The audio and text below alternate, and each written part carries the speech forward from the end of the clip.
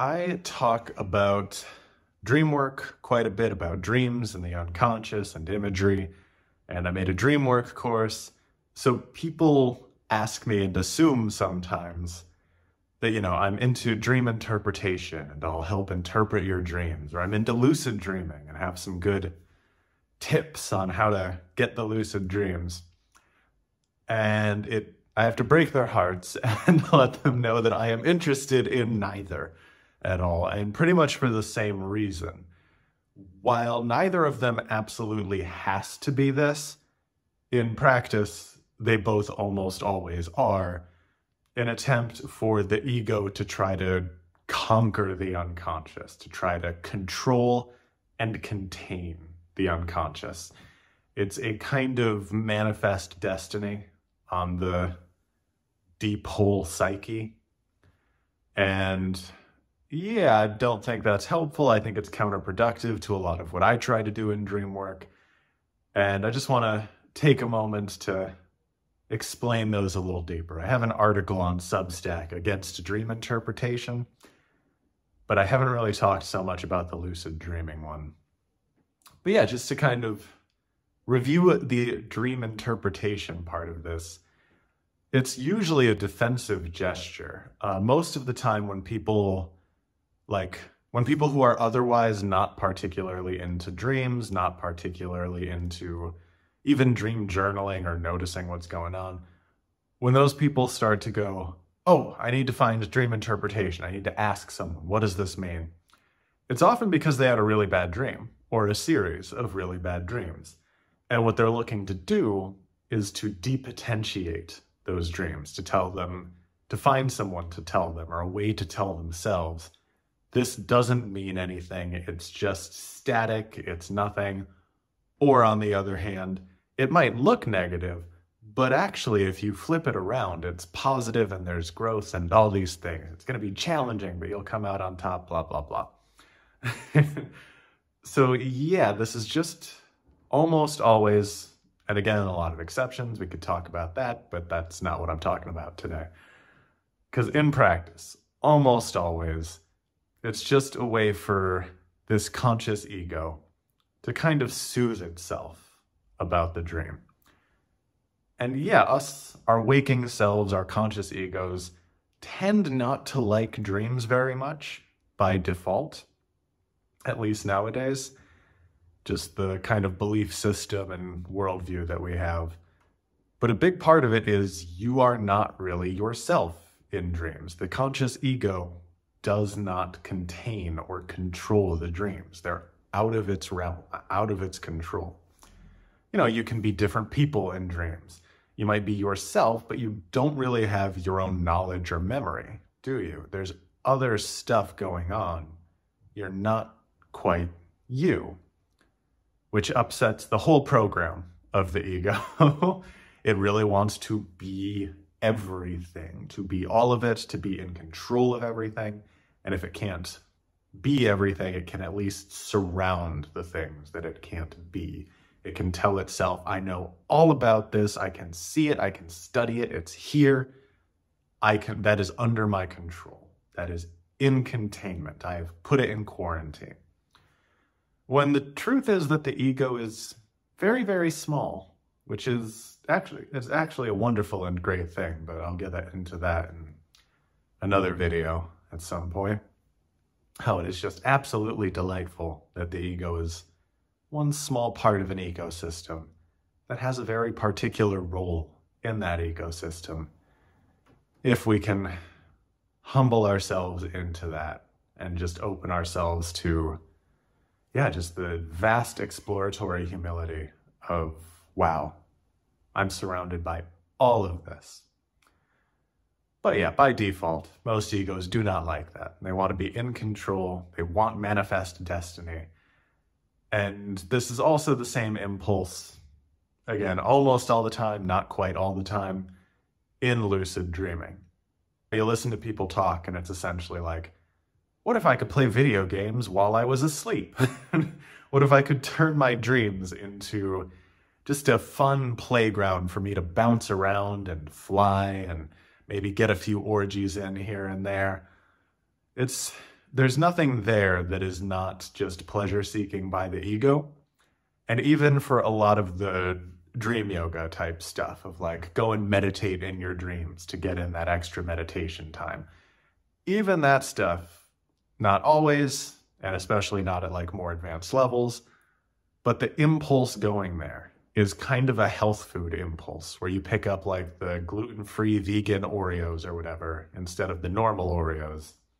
It's still that same impulse of the ego wants control. I want a playground in my dreams. I want to control my dreams and have that manifest destiny.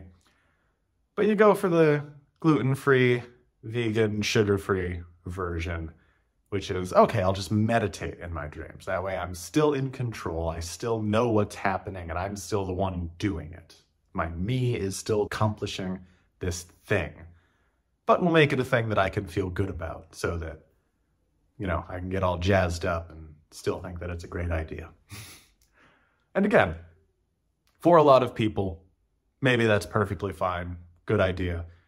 For my particular goals, for what I talk about in dream work, what I mean by dream return and attending to your dreams and listening to the unconscious, taking your place in the wider, vaster psyche that you are a part of, all of this is very counterproductive. One of the first stumbling blocks that we really have to, work our way through and just unblock the obstacles around is this humbling of the ego. This humbling makes it sound really small and very like compressed, like someone's trying to humble you, to push you down. But what it really is much more of just a sense of open awe. Like I would imagine viewing the earth from space comes with a huge sense of humbling, a realization of just how small you are. But that is inseparable from this other sense of just how vast of a thing you are a part of and how much there is to look at, to find, to explore, how much knowledge and experience there is to be garnered from, that giant sight of the earth looming in front of you, space as its backdrop. That's huge. That's not like an experience that just crushes you and makes you feel like nothing. It opens you up, makes you go, oh wow, I am one tiny little part of that, but all of that is a part of me. And I can move through that and befriend it and grow with it and all of these things. But first, I have to give up my delusion that I am everything, or that I can be everything, that I am on a road to total control and total, just some kind of totality, where you can control your experience and have everything be contained within a safe place for you, because you are in control of it. All of that just has to be out the window, and it just has to be much more of this oceanic sense of I am one dot in the middle of all of this, and there's huge opportunities there, and I am a part of it, and it's a part of me, and we can work together, and I'm like the really strong sense of like finding and taking your place. But you have to give up this sense of I can contain and control all of this.